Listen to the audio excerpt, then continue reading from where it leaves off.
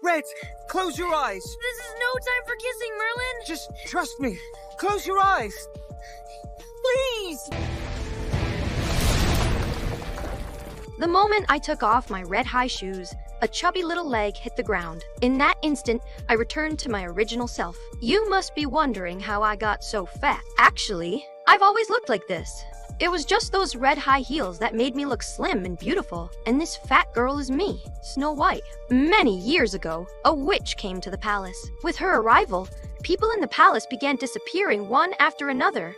To protect me, my father sent me away from the palace. Since then, my father has also vanished. The witch completely took over the palace. To maintain her youth forever, she planted an apple tree in the palace. The apples from that tree would turn into red high heels, and whoever wore them would become the most beautiful woman in the world. But strangely, every time the witch tried to wear them, she failed. Last night, I sneaked back into the palace and discovered that apple tree. As I reached out to pick an apple, the witch suddenly appeared. A blinding light flashed, and I put on the shoes, transforming into a stunning beauty.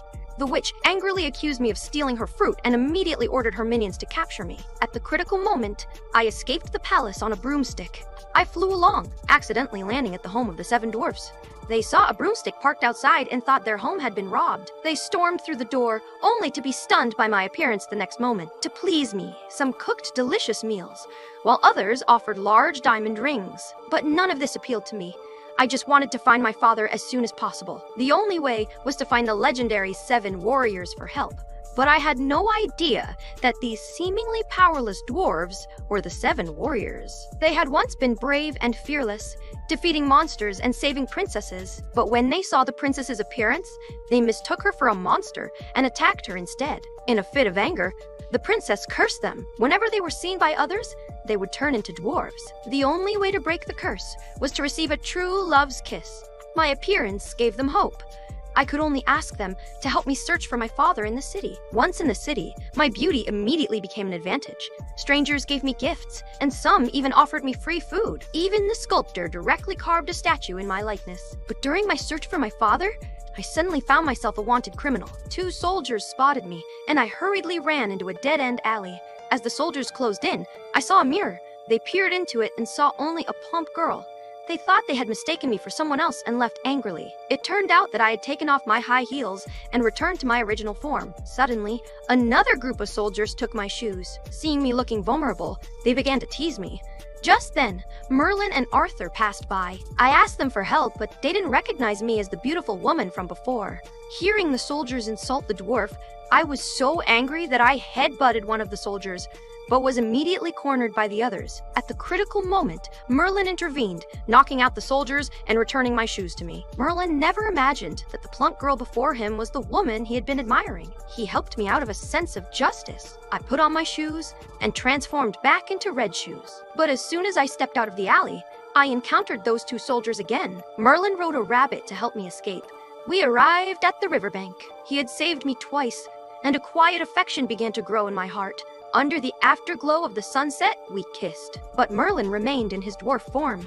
The kiss hadn't broken his curse. Suddenly, several tree monsters appeared from the forest and attacked us. We could only flee desperately. Suddenly, a huge boulder fell from the sky, nearly hitting us. The tree monsters continued to attack. Merlin, unable to use his full strength, urgently told me to close my eyes and leave first, while he stayed behind to deal with them. I heard him easily defeat 2 monsters with his magic. Then, he chased after the last one, leaped forward, and threw countless lightning spells. Just as he was gloating over defeating the monster, it suddenly got up and dragged Merlin into the water. Seeing this, I was terrified and jumped in without hesitation, desperately trying to pull Merlin out. But he was firmly pinned down by a rock, and my strength was insufficient.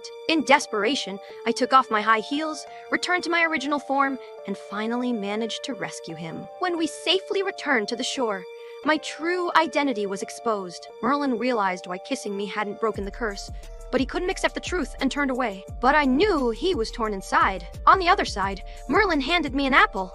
Just as I was about to take a bite, suddenly, another identical Merlin appeared behind me. I realized the one standing before me wasn't the real Merlin, but the witch disguised as him. Before I could react, she grabbed me.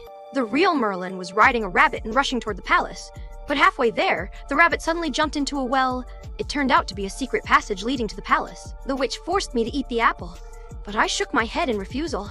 However, she grabbed Merlin and threatened me with his life. To protect him, I had no choice but to bite into the apple. The next moment, I felt my body stiffen, my limbs gradually turning into thick, hard branches, and my entire body transforming into an apple tree. At the same time, Merlin was firmly trapped by the magic mirror. The mirror told him that after I ate the apple, I would turn into an apple tree. And when the apple tree bore apples again, those apples would turn into red high heels. Once the witch picked them, my life would come to an end. The magic mirror also said that the shoes feed on human desires, and once worn, they can never be taken off. Merlin was stunned. He recalled how I had once taken off the shoes to save him. It turned out that in my heart, he was far more important than the shoes. Realizing this, Merlin finally gathered his strength and broke free from the spell. Just as he was about to escape the palace, he was once again firmly trapped by the magic mirror. At the critical moment, the other 6 dwarves arrived and rescued him. By then, I had completely transformed into an apple tree. Among the branches, the red high-heeled shoes began to form. Just as the witch reached out to pick them, Merlin arrived and violently pushed her away. He and the witch plunged into the abyss together. During their fall, Merlin threw all the spells he had cast, clutching the witch tightly with both arms while casting spells with both hands to detonate the spells. With a deafening explosion, the witch's magic was completely dispelled. The palace returned to its original state, and the rabbit finally transformed back into my father. I broke free from the apple tree's bonds and walked to my father's side. We were finally reunited as father and daughter. However, when I learned that Merlin had perished alongside the witch, my heart felt as though it had been torn out, and I could only gaze sorrowfully into the abyss. Just as I was overcome with grief, the 3 dwarves returned with Merlin. Seeing the man who had risked his life to save me, I could no longer contain myself and kissed him. A brilliant light flashed, and Merlin's curse was finally lifted. When I saw his true form, I recognized him. He was one of the legendary 7 knights.